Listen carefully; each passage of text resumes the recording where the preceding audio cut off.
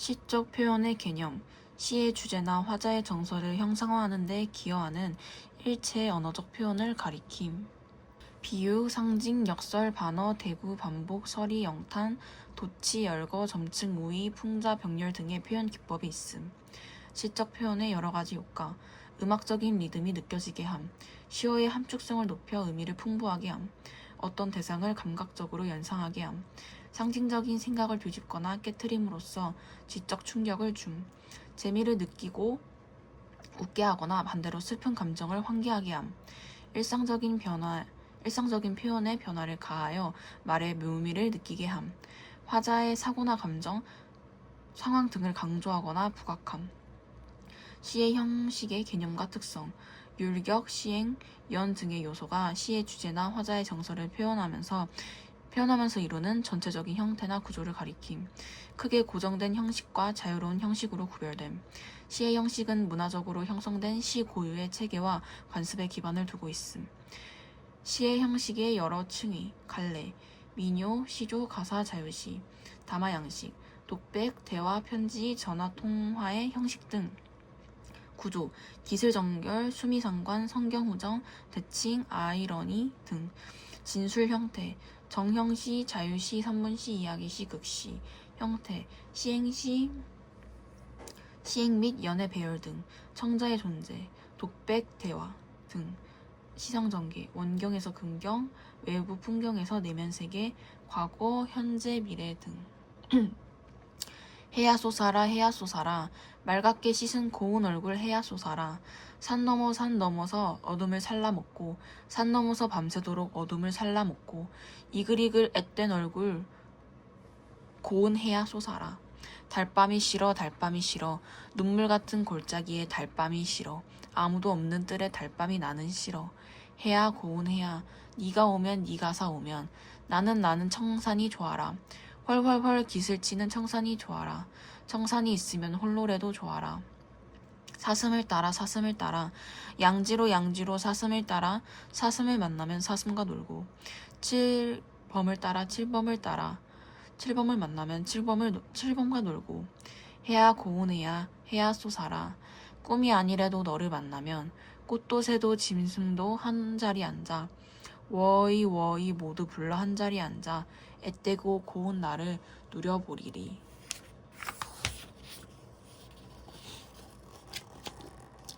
시적 화자의 정서의 개념과 종류, 일반적으로 사람의 마음에 일어나는 여러 가지 감정이나 기분을 가리킴. 정서에는 시적 대상이나 상황에 대한 화자의 태도가 반영됨. 희로애락이 대표적인 정서에 해당함. 긍정적인 정서에는 사랑, 존경, 예찬, 환희, 동경, 희망, 기대 등 부정적인 정서로서는 미움, 분노, 공포, 비애, 우수, 절망, 원망 등이 있음. 서정시는 다른 갈래에 비해 화자의 정서가 핵심적인 내용이 되는 갈래이며 정서는 곧 시의 주제가 되기도 함. 한 작품 안에서 여러 가지 정서가 공존할 수 있으며 그 중에서 지배적인 정서가 있을 수 있음. 화자의 정서는 주로 태도나 어조를 통해 드러남. 태도는 시적 대상이나 상황에 대해 화자가 대응하는 방식을 말하고 어조는 목소리의 결을 가리킴. 어조는 딱딱한, 부드러운, 온화한, 냉정한, 거만한, 겸손한, 직설적, 반역적, 냉소적, 동정적 어조 등이 있으며 의도나 목적에 따라 감탄, 명령, 부탁, 간청, 위로, 격려, 보고하는 어조 등이 있음. 소재의 개념, 시를 창작하는 데 바탕이 되는 모든 사물, 인물, 현상, 경험 등을 뜻함.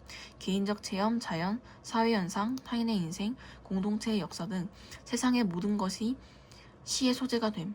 한 작품 안에 있는 다양한 소재 중에서 가장 핵심적인 것을 제재라고도 함. 시에서 쓰이는 주요 소재에 해당하는 시어는 대체로 함축적 의미를 지님. 함축적 의미는 작품 내 외적 맥락에 의해 규정된다는 점에서 지시적 의미와 구별됨. 함축적 의미는 집단적으로 전승되어 공유된 것도 있고 시인이 개성적으로 창조해낸 것도 있음. 이미지는 감각에 의하여 획득한 현상이 마음속에서 재생된 것을 가리킴. 시각, 청각, 후각, 미각, 촉각 등으로 세분될 수 있으며 두 감각이 한 표현 안에 공존하는 경우도 있음. 이미지는 독자의 내면 세계를 자극하고 독자의 정서적 반응을 유도함으로써 화자와 독자를 연결해주는 역할을 함.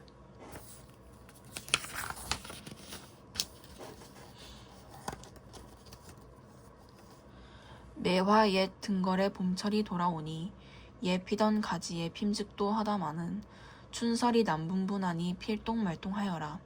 녹양이 천만사인들 가는 춘풍 잡아매며 타마 봉접인들 지는 꽃을 어이하리. 아무리 사랑이 중한들 가는 임을 잡으랴.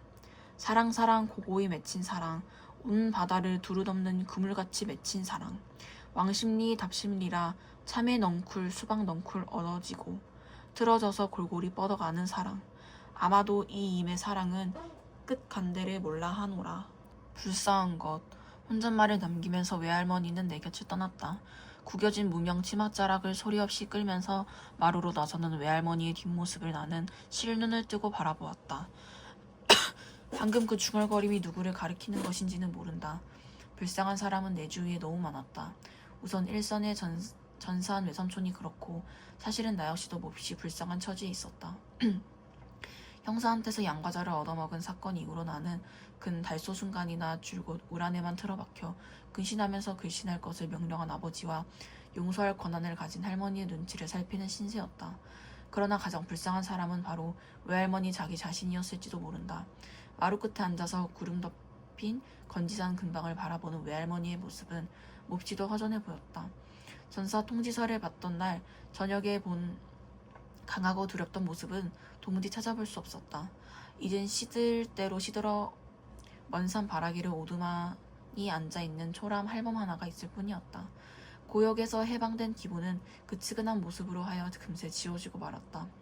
어머니나 이모는 그래도 괜찮은 편이었다. 무엇보다 우려되는 건 할머니와 외할머니 간의 불화였다. 외삼촌과 이모를 공부시키기 위해 살림을 정리해서 서울로 떠났던 외가가 어느 날 보통이를 꾸려들고 느닷없이 우리들 눈앞에 나타났을 때 사랑틀을 비우고 같이 지내기를 먼저 권한 사람은 할머니였다. 난리가 끝나는 날까지 늙은이들끼리 서로 의지하며 살자는 말을 여러 번 들을 수 있었고 얼마 전까지만 해도 두 사돈댁은 사실 말다툼 한 번 없이 의좋게 지내왔었다.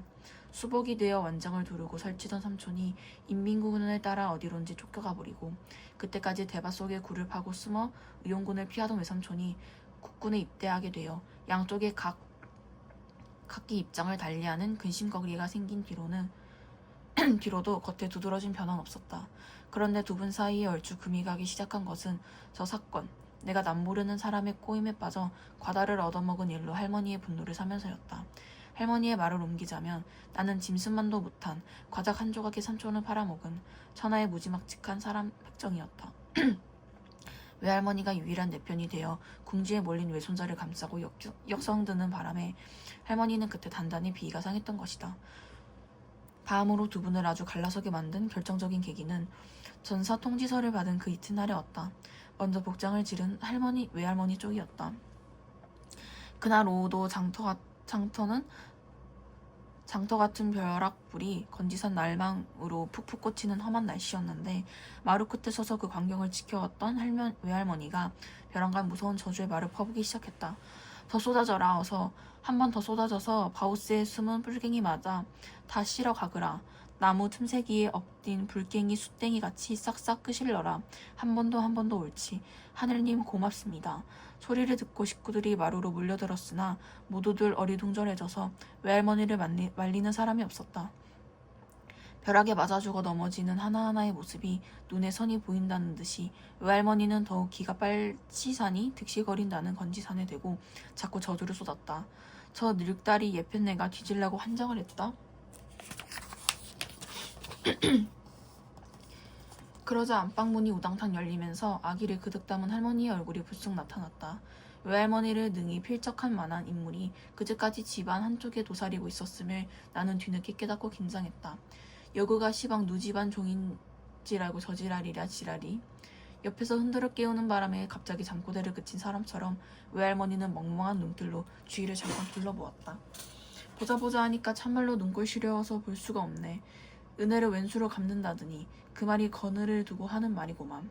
올띠갈띠 없는 신세 하도 불쌍해서 들어앉혀 논개로 인자는 아도 어른도 몰라보고 갚긴 안양이를 다 부리니에 그랴. 미쳐도 곱게 미쳐야지. 그렇게 숭악실한 맘을 먹으면서 대대로 거느티 날벼락을 내리는 배벼. 당장 메어꽃을 듯한 기세로 상대방의 서슬을 다잡고 나서니 할머니는 사뭇 훈계조가 되었다. 아니 그거가 그런다고 죽은 자석이 살아나고 산 사람이 그렇게 쉽게 죽을 성부른가? 어린 반푼도 없는 소리 빗감도 말어. 인명은 제천이랬다고. 다 저 타고난 명대에 살다가 가는 게야. 그러고 자식이 부모보단 먼저 가는 것이 부모죄요. 부모들이 전생에 죄가 많았기 땜시 자식놈을 앞에 세워놓고는 뒤에 남아서 그 고통을 다 감당하게 맹든 게요. 애지당초 자기 팔사조간이 그런 걸 가지고 누구를 탓하고 말할 것이 없어. 낯살이 저만치 60줄에 앉아 있음시나 좁게 부끄러운 정도 알아야지. 그려 나는 전생에 죄가 많아서 아들놈 먼저 보냈다 치자. 그럼 누구는 복을 휘어지게 젊어지고 나와서 아들 농사를 그따위로 지었다냐. 하고 외할머니도 안캉지게 쏘아붙였다. 저놈 예편네 말하는 것 좀 보소이. 참말로 죽으려고 한장했는개비. 내 아들이 왜 어디가 어쩌간디 그려? 생각해보면 알 것이구만. 저 죽은 댐이 지사 지낼 줄도 하나 없은 게 남들도 뭐다 그런 종 아는가 본디. 그만들 혀를 둬요. 우리 순철이는 끈떡도 없다. 끈떡도 없어.